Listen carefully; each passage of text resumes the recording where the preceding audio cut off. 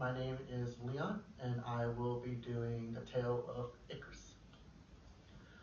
So, before we get started with Icarus, we're going to talk about his father, Daedalus. And Daedalus lived in Crete, and he worked for Minos, the king of Crete.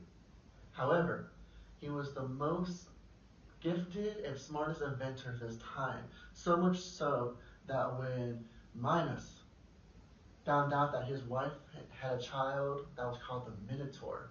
This was because his wife had a relationship with a bull and created this monstrosity that he tasked Daedalus with finding a place to contain this monster of a son. And so Daedalus, being the inventor that he is, made this labyrinth, this grand maze for this Minotaur. However, one day an adventurer named Theseus got trapped in the labyrinth and was being hunted by the Minotaur, and Daedalus decided to help him, gave him a tool in order to kill the Minotaur. And Minos, finding out about this, saw this betrayal, and when he found out that Theseus escaped because of Daedalus, he casted Daedalus into the labyrinth, and not just him, but his son Icarus.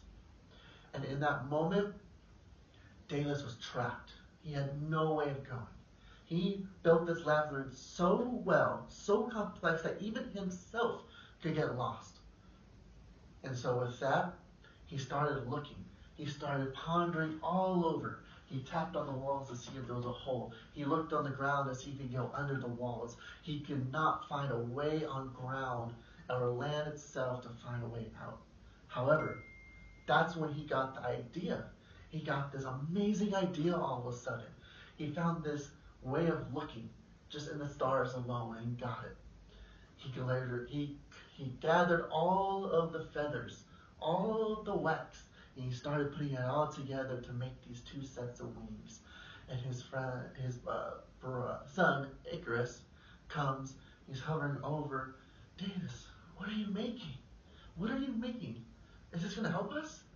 Daedalus with a grin. He said, "Boy, you have no idea. I made this labyrinth to make sure you cannot escape. But there was something I did not think of." Icarus, being his son, "What did you think of?" He's like, "Well, the sky. I never thought about the sky."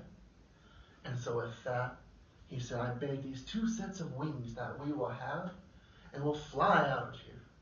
Icarus, being the son of this inventor with this amazing invention, was ecstatic. He was happy. He got to be someone that would be one of the first people ever to soar in the heavens. But Daedalus said calmly, "Listen, son, these wings are great, but there comes with a risk. You must follow me perfectly and listen to my instructions, because if you do not, you will meet peril. For if you fly too high, the feathers will melt and they will fall right off. If you go too low, they will dampen and you will sink into the abyss." Icarus, being the loyal son that he said, "Yes, father, I will follow your rules and I will make sure to do correctly." And with that, they put on the wings. They flap once, nothing. They flap twice, they go a little higher. They do it 3 times, and next thing you know, they're flying. They're going up and down perfectly with no issues. Icarus feels like the gods himself. He is flying above the mortals themselves. He cannot help but feel the spark of excitement, of bewilderment. And Daedalus, seeing his son, reminds him, "Do not chase the heavens, son, for you will fall into the depths." And with that, they go onto the journey. But every minute, Icarus starts getting these ideas. He starts listening to his father a little higher and higher until finally Daedalus doesn't hear the flapping of wings behind him. And he looks up, and in the shadow he sees his son flying into the clouds. And he yells, "Come back down before it's too late." But it's too late. Icarus can't hear him no more. He goes higher and higher, and he feels like he himself is one of a god. But just like all gods have for mortals, ironic disdain comes. And as he closes his eyes, and he feels the warm bask of the sun, feeling like that of a higher than a mortal, he feels something all of a sudden, something ominous. And he looks to his left, He looks to his right, and he can't help but feel that the wings are getting heavier and heavier as the feathers, one by one, as if a comedic, horrible joke, they fall down away from him.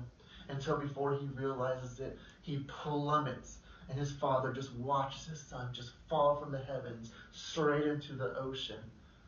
He just watches as his son just slaps against the waves, gets swallowed, fuming by his hubris of thinking that he could have saved his son, and he could have paid attention just a little bit more as his son gets swallowed into the sea.